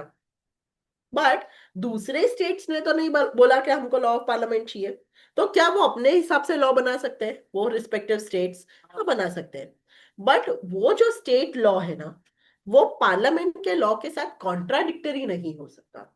अगर इनकंसिस्टेंट है तो स्टेट का लॉ नहीं चलेगा। Do you understand? अगर फॉर एग्जाम्पल महाराष्ट्र, गुजरात, बिहार ने मिलके बोला था कि लॉ ऑफ पार्लियामेंट चाहिए, तो लॉ ऑफ पार्लियामेंट बना, बट बाकी के जो स्टेट्स हैं, क्या वो लोग अपने हिसाब से फिर वो मैटर पे स्टेट लॉ बना सकते हैं क्या? तो बोला हाँ, बट ये जो स्टेट लॉ है ना, ये लॉ ऑफ पार्लियामेंट के साथ इनकंसिस्टेंट नहीं होना चाहिए, मतलब कॉन्ट्राडिक्टरी नहीं होना चाहिए। अगर इनकंसिस्टेंट है तो स्टेट का law will become in. Do you understand? एक बार वापस पढ़ो पॉइंट नंबर 4।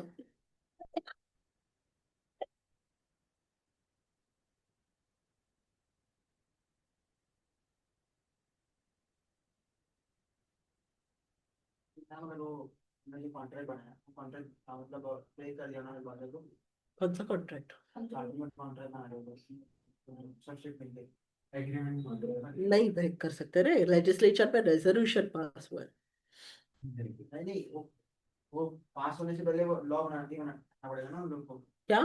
हाँ हाँ, सब स्टेट्स ने मिलके अग्री किया है ना, फिर रेजोल्यूशन पास होता है लेजिस्लेचर में, उसके बाद जाके पार्लियामेंट लॉ बनता है। तो एक बार रेजोल्यूशन पास हो गया तो मतलब पार्लियामेंट को अधिकार मिला ना वो रेजोल्यूशन में लॉ बनाने का, तो वो रेजोल्यूशन कैसे रिवोक हो सकता है? रिजर्वेशन नहीं, तो कॉन्ट्रैक्ट ब्रेक कर दिया तो अरे हर एक लेजिस्लेचर रेजोल्यूशन पास करेगा ना। तो गुजरात, महाराष्ट्र और बिहार ने मिलके अगर बोला है लॉ बनाओ, तो वो लोग हर एक अपने लेजिस्लेचर में रेजोल्यूशन पास करेंगे और फिर पार्लियामेंट को बोलेंगे लॉ बनाओ। तो रेजोल्यूशन है ना भाई, समझा? कॉन्ट्रैक्ट ब्रेक कैसे? मेरे को कर रही है। चलो, legislation for enforcing international agreements. अभी इंटरनेशनल अग्रीमेंट्स बनते हैं अपने देश एंड दूसरे देश के साथ, बराबर है। अभी उसको एनफोर्स करने के लिए एक कॉमन कानून होना चाहिए।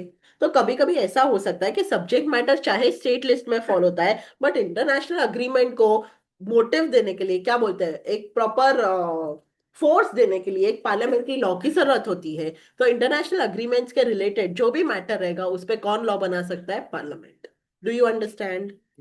So Parliament has exclusive power with respect to foreign affairs and entering into treaties and agreement with foreign territories and implementing of treaties and agreement and conventions with foreign territories. But treaty or agreement concluded with another country may require national implementation. Agreement तो तुमने बाहर वाले देश के साथ बना दिया, but national implementation भी जरूरी है, and for that purpose a law may be needed. To meet such difficulties, Constitution authorizes Parliament to make law on subject included in the list to implement. ठीक, कोई भी ट्रीटी के related law रहेगा या decision international conference में लिया है उसके रिलेटेड लॉ बनाने रहेगा तो पार्लियामेंट, चाहे वो स्टेट लिस्ट में matter. Got the point? Interpretation of legislative lists.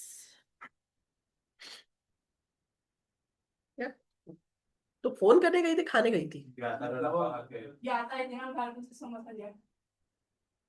कौन ही गया था? इंटरप्रिटेशन ऑफ लेजिस्लेटिव लिस्ट, एकदम ध्यान। प्लीनरी पावर्स, तुम लोग को भी भूख लगी है क्या? नहीं ना, थोड़ी देर बाद लेना ब्रेक। Plenary powers, batch 1 3:30। साक्षी,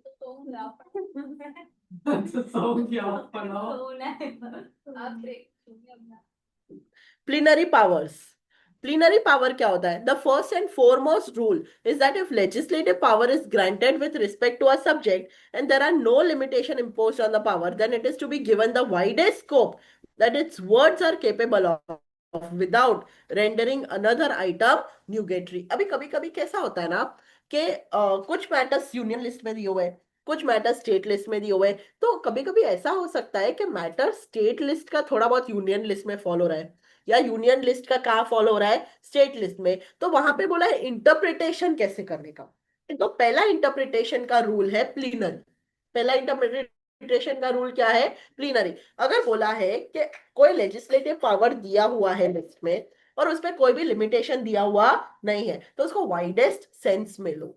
वाइडेस्ट सेंस मतलब ब्रॉड माइंडेड तरीके से उसको इंटरप्रेट करो, ठीक है, without rendering any other item nugatory. Nugatory मतलब नो इफेक्ट वाला। Let me give you good word.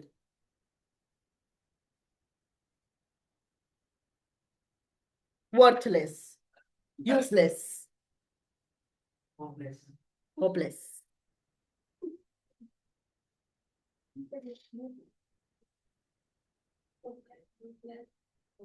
Hopeless नहीं है रे, यूजलेस है। उसने, शुभम ने खुद का नाम लिया। मेरा कुछ नहीं बोल रहे आर्या आर्यन का हाँ होपलेस तेरा पेटेंट है।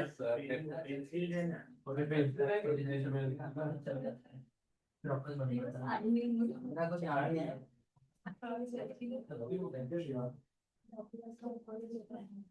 ओके, अब ये लाइन बहुत इंपॉर्टेंट,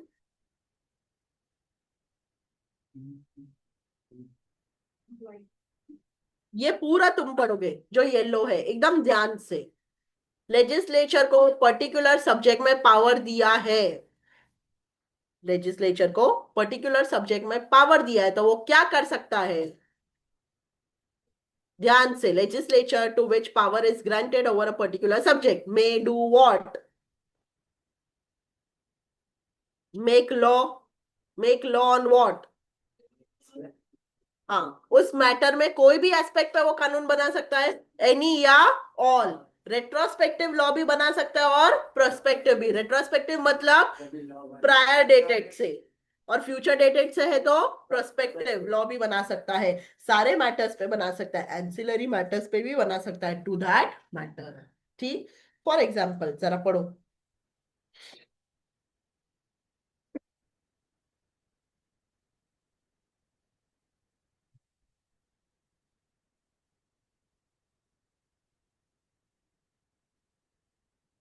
बराबर, अगर बोला है पावर है टू कलेक्ट टैक्सेस, किसको? लेजिस्लेचर को।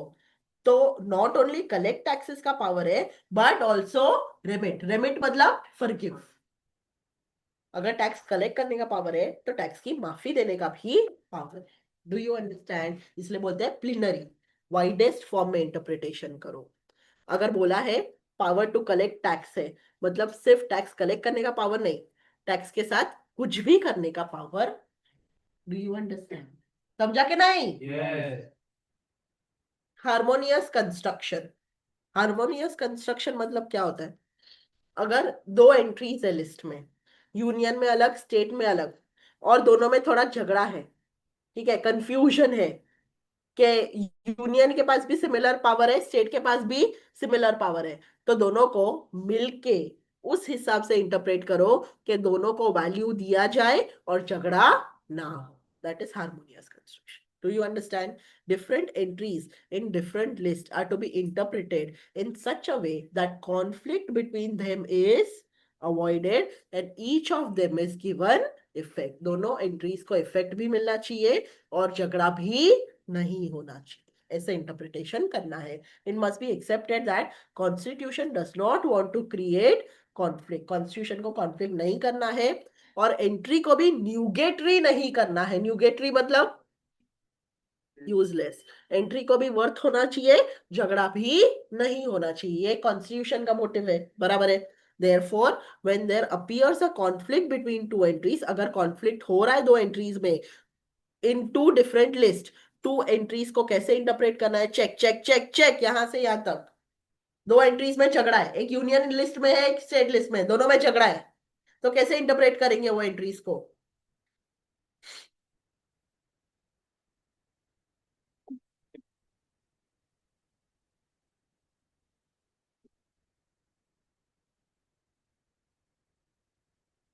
समझा? दो एंट्रीज में झगड़ा है, यूनियन एंड स्टेट में, क्योंकि यूनियन के पास भी सिमिलर पावर है, स्टेट के पास भी सिमिलर पावर है। अब उनको कैसे इफेक्ट देंगे हम दोनों एंट्रीज को? तो बोला दोनों एंट्रीज को ऐसे इफेक्ट दो कि दोनों में कॉन्फ्लिक्ट ना हो, हर एक एंट्री को मिले effect, and for that purpose एक एंट्री के स्कोप को थोड़ा सा रिस्ट्रिक्ट करो ताकि दूसरे को भी क्या दे सके हम? Meaning. Do you understand? Clear? Yes. Pith and substance rule.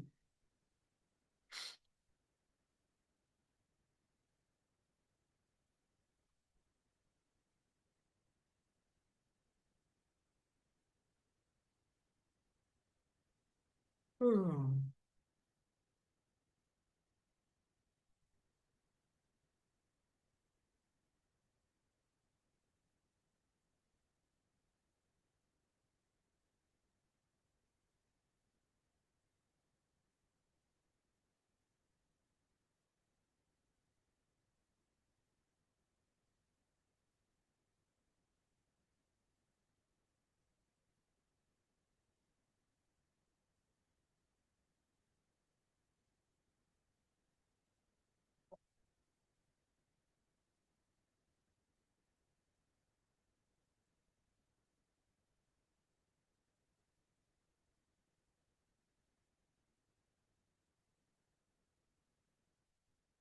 ये कट करो ना, मैं तुमको लिखाती हूँ, लिखो। ये लैंग्वेज तुमको नहीं जमेगी।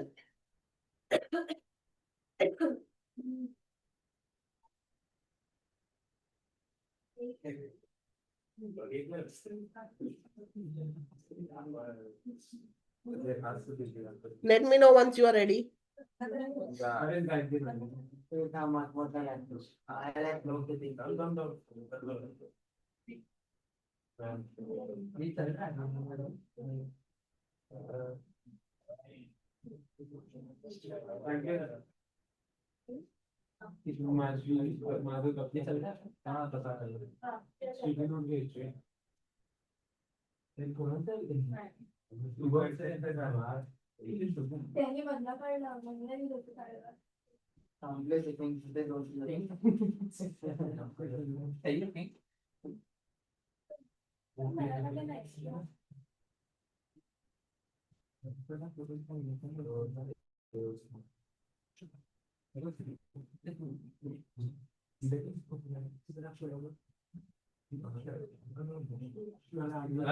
ज्यादा बड़ा है क्या?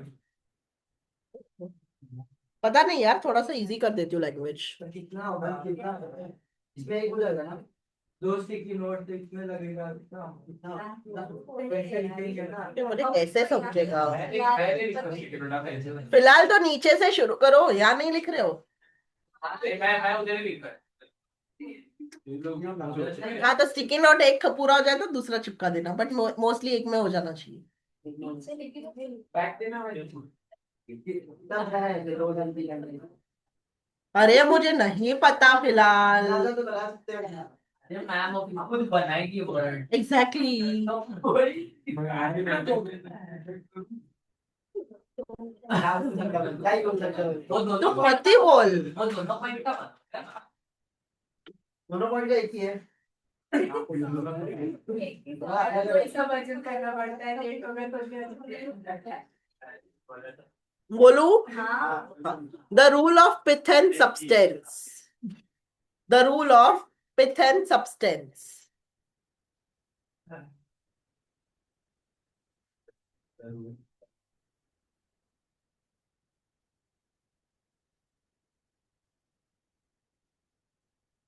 means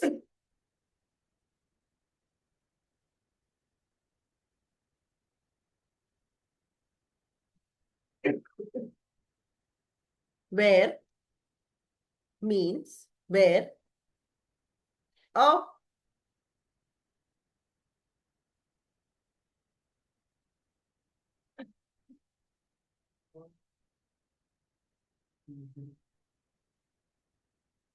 where an item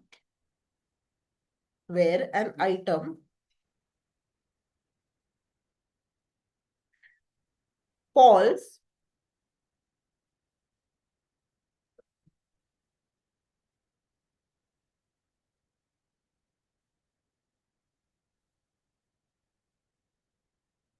on the legislature which enacted, where an item falls on the legislature which enacted the law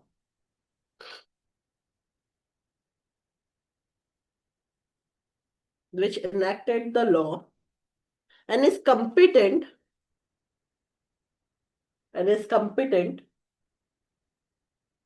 to make law on that matter,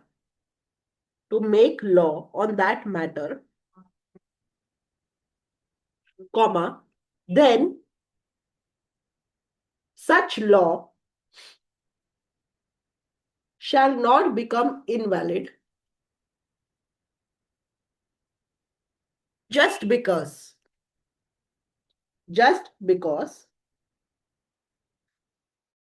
it incidentally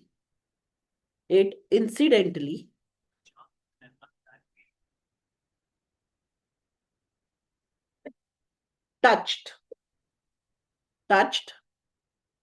a matter outside its competence. competence.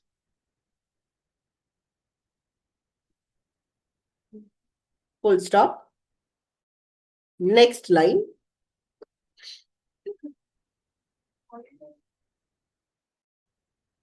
उसको चाहिए था point number 1 बना दो, फिर point number 2 बना दो, अभी जो बोल रही हूं मैं.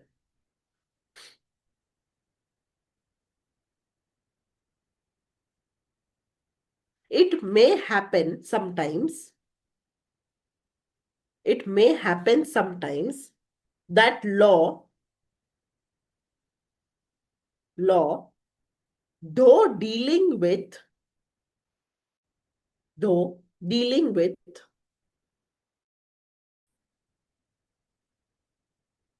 subject in one list,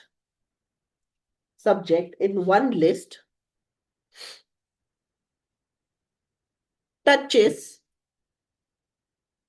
upon a subject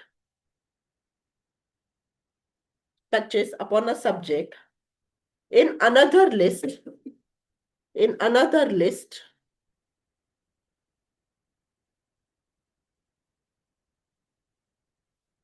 comma, that doesn't make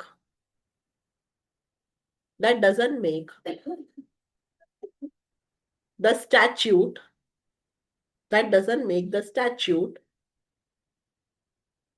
invalid.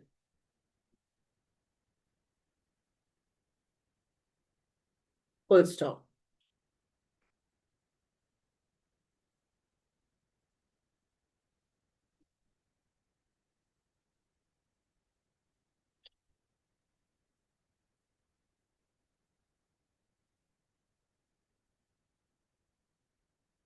Third point. If such overlapping occurs,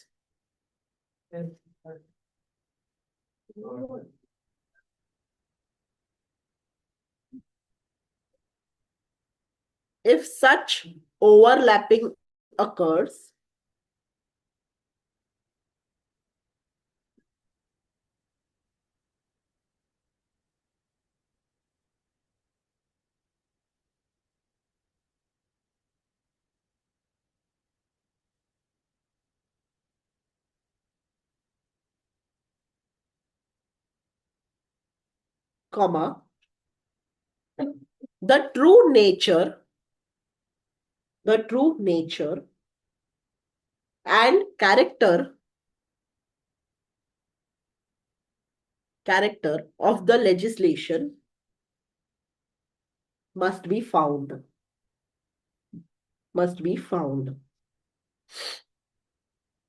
Full stop. For this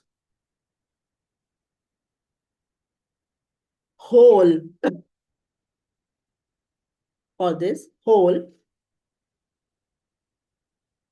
of the enactment,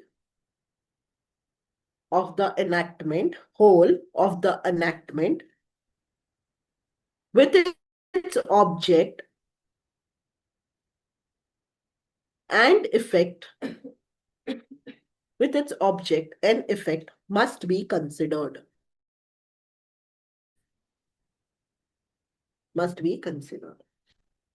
Full stop. अभी एग्जाम्पल है, बट एग्जाम्पल दिया हुआ है 4th and 5th. नहीं लिखो, but अभी 2 minute low, ये answer पढ़ के समझने की कोशिश करो क्या बोला है.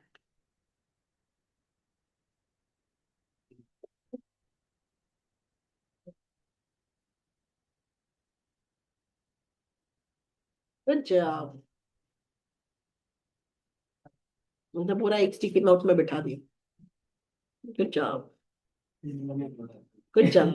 2 स्टिकी नोट चिपका है. बोलता है अरे मैं क्या ही बोलूं.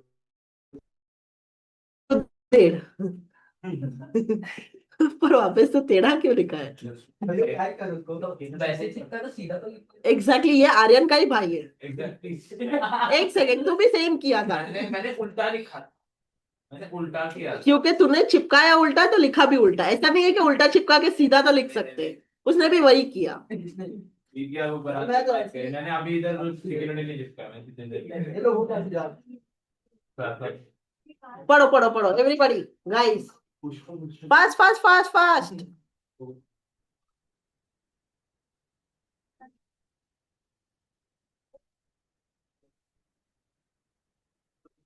जल्दी पढ़ो।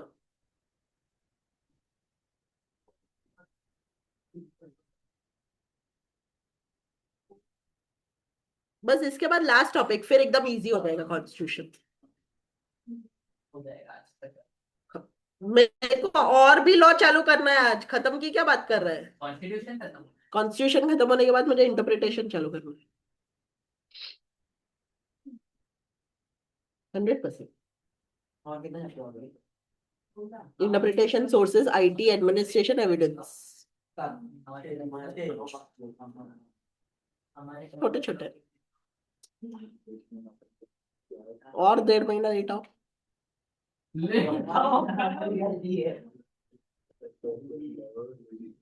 अपने सीधा ऐसे नीचे भी कर देना और फिर मैं लेता हूँ। इनसे 5 दिन लेट खत्म होगा। काम करो अभी कल से ना, ऐसे 9 बजे से रात को 9 बजे तक करके फटाफट पोर्शन खत्म करो। हाँ तुम बैठेगा उतना। और कोई बात ही नहीं है। मतलब एग्जाम होने के बाद, एग्जाम के टाइम हाँ पहले ये तो पढ़ ले।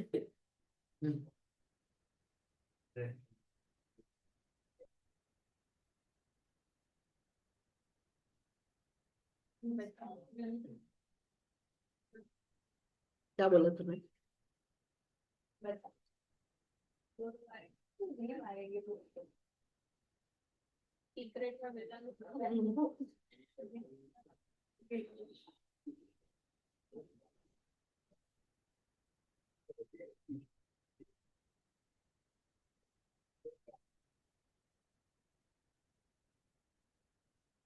ये बेटर है।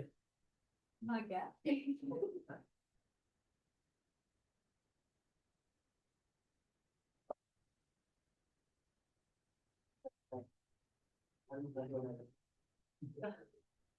पढ़ा? क्या समझ में आया विथ एंड सब्सटेंस में?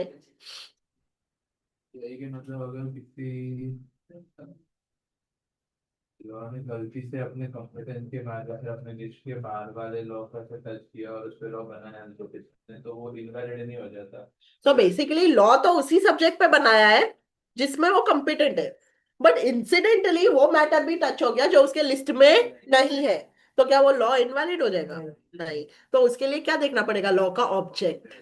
बराबर है, लॉ एज अ होल देखना पड़ेगा, और इंसिडेंटली दूसरे मैटर को टच कर दिया तो लॉ इनवैलिड नहीं होता। वो बोलता है सब्सटेंस देखो। क्या देखो? सब्सटेंस। समझा? ये लैंग्वेज देखोगे ना और वो लैंग्वेज देखोगे, उसमें जमीन आसमान का फर्क है। Very clear? अब सब लोग point number 4, by way of illustration, acting on entry 6 of list 2। List 2 क्या है? State list which reads Public Health and Sanitation, Rajasthan legislature passed a law restricting the use of sound amplifier। तो list 2 में दिया हुआ है public health and sanitation, उसके base पे Rajasthan legislature ने एक लॉ पास किया, बोला एम्पलीफायर्स यूज नहीं कर सकते। एम्पलीफायर मतलब बड़े स्पीकर्स यूज नहीं कर सकते। क्यों? Public health related. ऐसा राजस्थान ने लॉ बनाया। ठीक हुआ ऐसा कि ये लॉ को किया गया चैलेंज। क्यों? Ground that it dealt with the matter which fail in entry 31 of list 1। Entry 31 list 1 में post and telegraphs, telephone, wireless broadcasting and other like form of communication दिया हुआ है। लिस्ट 1 में क्या दिया हुआ है? ब्रॉडकास्टिंग वगैरह किधर है? लिस्ट 1 में। और यहाँ पे पब्लिक हेल्थ के नाम पे एम्पलीफायर यूज नहीं करने का, ये किसने लॉ बनाया? राजस्थान ने। उसने सही किया या नहीं, या उसने दूसरे मैटर को टच कर लिया? वायरलेस ब्रॉडकास्टिंग वगैरह आइडियली किधर है? लिस्ट 1 में।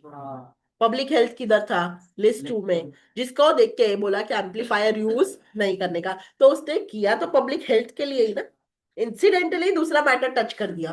तो लॉ को इनवैलिड करना है कि वैलिड रखना है? सुप्रीम कोर्ट ने रिजेक्ट कर दिया है argument on the ground that object of law was to prohibit unnecessary noise. Law का ऑब्जेक्ट क्या था? ज्यादा नॉइज ना हो। बराबर है, for the purpose of health of the public and not to make broadcasting. तो यहाँ पे ब्रॉडकास्टिंग का कोई सिनारियो ही नहीं था।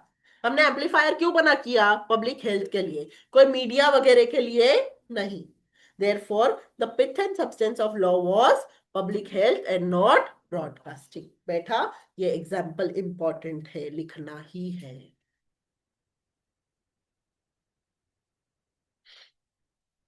सॉर्टेड।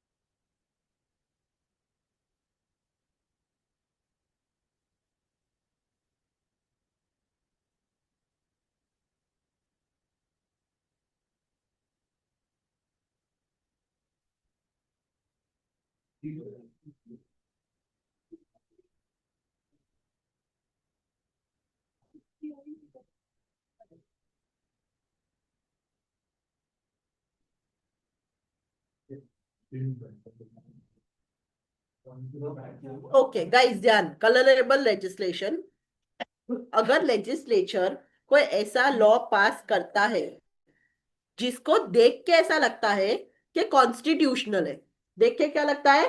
कॉन्स्टिट्यूशनल है, ऐसा कोई लॉ पास करता है, बट इन रियलिटी ये लॉ ऐसा कुछ अचीव करने की कोशिश करता है जो लेजिस्लेचर के पास पावर नहीं। समझा? लेजिस्लेचर ने ऐसा कुछ लॉ पास किया जिसको कलर क्या दिया गया? कॉन्स्टिट्यूशनलिटी का। बट इन रियलिटी जब चेक करेंगे तो लॉ ऐसा है विच लेजिस्लेचर कुड नॉट डू। तो उसको कौन सा लेजिस्लेशन बोलते हैं? Colourable legislation. और ऐसा लेजिस्लेशन जो होता है वो क्या होता है? इनवैलिड। Very clear. अभी इस एक सिंपल सा एग्जांपल देती हूँ।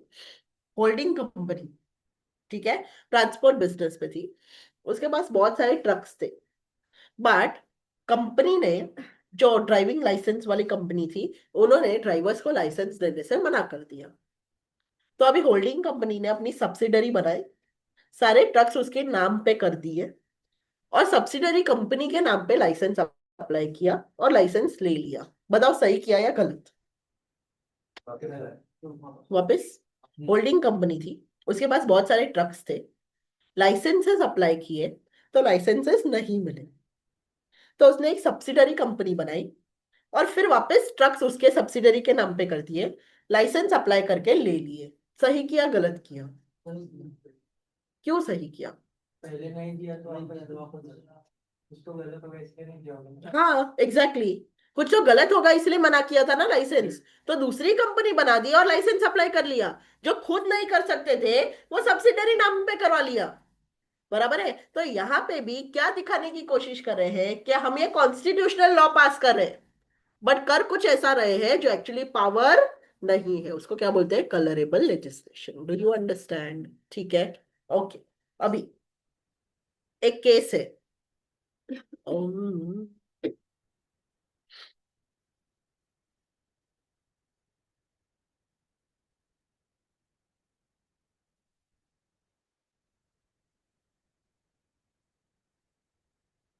चलो पढ़ते हैं। Kameshwar Singh versus state of Bihar. Bihar land reforms act 1950 में दिया हुआ था कि जो अनपेड रेंट्स है by the tenants shall vest in the state and one half of them shall be paid back by the state to the landlord or zamindar as compensation for acquisition of unpaid rents। यहाँ पे क्या बोला है कि जो unpaid rents है tenants के, वो कौन रखेगा? स्टेट। और उसका आधा स्टेट किसको दे देगा? जमींदार को दे देगा, क्योंकि अनपेड रेंट्स थे उनके। ठीक है, हुआ ऐसा कि according to the provision in the state list which the above law was passed, no property should be acquired without the payment of compensation। अभी अगर स्टेट कोई भी प्रॉपर्टी अक्वायर करता है तो उसे उसको क्या देना पड़ता है? कॉम्पनसेशन। अभी खेल ऐसा खेला स्टेट ने कि स्टेट ने टेनेंट से अनपेड रेंट लिया और जो रेंट का आधा हिस्सा है वो लैंडलॉर्ड्स को दे दिया और उनसे लैंड ले लिया। समझो क्या किया। लैंड पे टेनेंट्स रहते थे, टेनेंट से रेंट कलेक्ट किया। रेंट किसने कलेक्ट किया? स्टेट ने। जबकि ये रेंट किसको जाना चाहिए था? जमींदार को। बट रेंट लिया किसने? स्टेट ने। और ये रेंट का आधा हिस्सा उन्होंने किसको दे दिया? जमींदार को, कॉम्पनसेशन बोल के। क्या बोल के? कॉम्पनसेशन। बताओ सही किया या गलत किया? पैसे भी दिए कॉम्पनसेशन के नाम पे, जबकि वो उसी के हैं। तो कॉन्स्टिट्यूशनलिटी बताया, बट एक्चुअली कॉन्स्टिट्यूशनल था क्या? नहीं। समझा? Yes. So according to state list under above law was pass, वहां पे बोला गया था कि प्रॉपर्टी अक्वायर करनी है तो कॉम्पनसेशन के बिना नहीं कर सकते। Question was taking whole of the rent and then returning half to them who are entitled to claim is a law which provides for compensation। पूरा रेंट ले लेना फिर आधा दे देना, क्या वो कॉम्पनसेशन है? तो डेफिनेटली नहीं है। सुप्रीम कोर्ट ने बोला भाई ये power of acquisition by the state legislature, because taking of the whole and returning a half means or less than taking of without any, it is as good as तुमने कुछ दिया ही नहीं। And this is naked confiscation, no matter in whatever species form it may be clothed or disguised। तुम चाहे उसको कैसे भी सजा लो, ये जो कॉन्फिस्केशन है ये बिना कुछ दिए किया हुआ है। Very clear. सो तुम लोग यहां पे इतना लिख के फिर लिख सकते हो this was not compensation.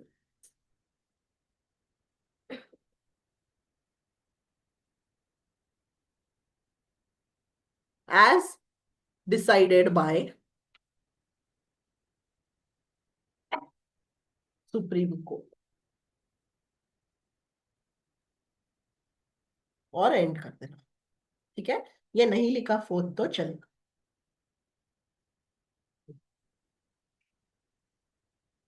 Bye supreme court ना। Decided by, as decided by supreme court.